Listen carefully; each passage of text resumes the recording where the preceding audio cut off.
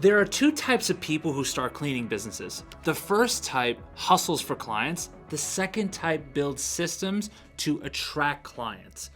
Now, one group stays stuck at $3,000 per month, working 60-hour weeks, while the other hits $25,000 per month while putting in under 10 hours per week. In this video, I'm gonna show you the big difference between these two approaches, plus you're also gonna have answers to these three important questions, starting with number one.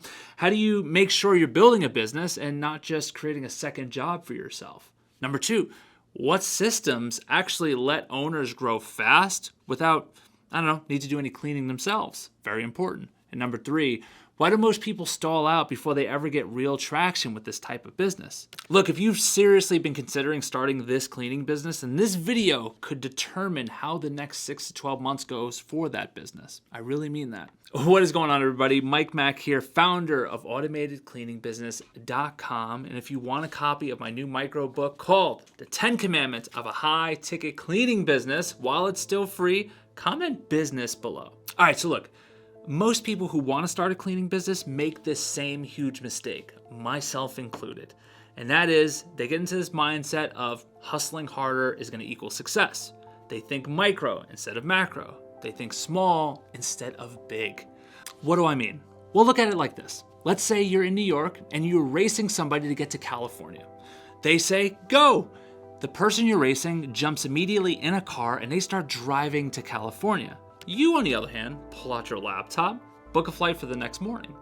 See, this person has a 12-hour head start on you driving cross-country, while you're getting on the flight the next morning. See, who's going to get to California faster? If you answered the person who jumped on the flight, you are correct.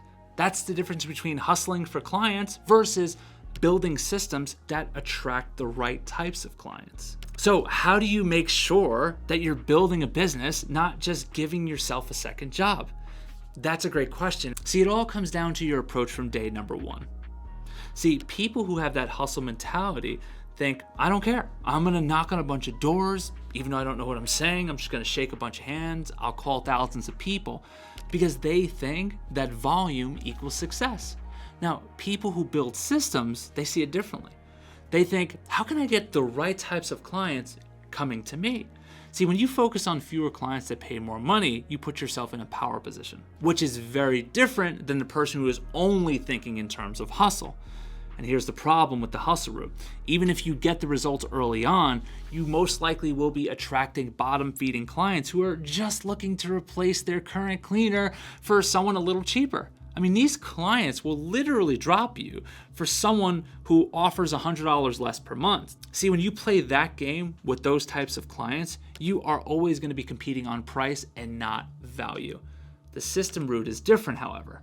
When you position yourself as a premium choice, you attract clients who have real budgets and understand the value of quality service. These types of clients stick around for years. They refer you to all their friends. They pay on time. And they don't nickel and dime you over every little thing. See, which sounds like the driving to California route? I mean, which sounds like the flying to California route? See, the hustle-only route leads to burnout. Even if you hire people to do the work for you, you're still stuck in the low-value, high-stress model for this, what should be, simple business. See, the system route leads you to freedom and wealth because you're building something that actually works without you.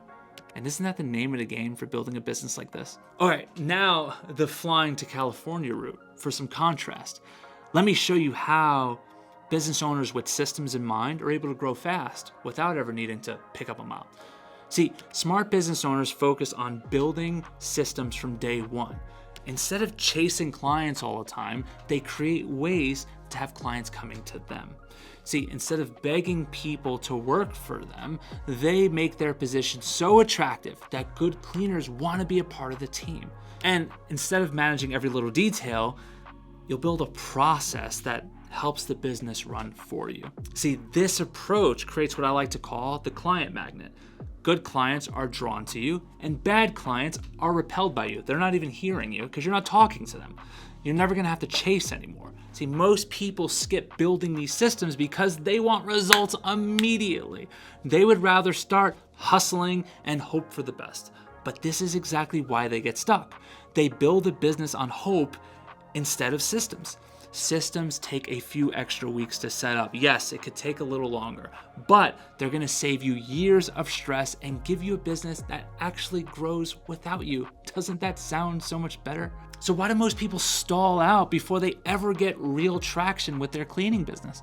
Well, it's because they choose the driving route. Isn't it obvious? They think that success comes from only working harder. And again, I love hard work and I love hustling, but that can't be your main mode. That can't be your super skill in business, because you will get eaten alive eventually. Especially when you're a beginner, if you're bringing no skills or systems to the table and your mindset is, I'm just gonna outdoor knock everyone, I'm gonna outcall everyone, I got news for you.